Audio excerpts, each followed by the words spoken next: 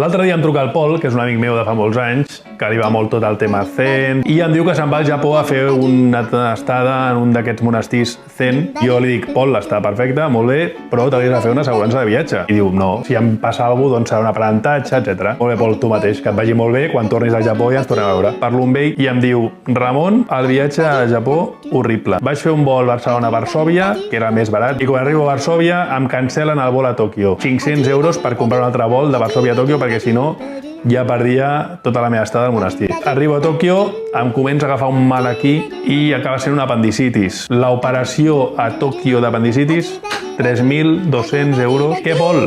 Ara ja estàs convençut en que una assegurança de viatge que t'hagués sortit entre 50 i 100 euros que t'hagués solventat aquest problema econòmic? Diu, sí, a partir d'ara entenc ja que m'hauré de fer una assegurança de viatge cada cop que vagi. Diu, però abans deixa'm recuperar-me d'aquest trasbals econòmic que he tingut. Vosaltres mateixos.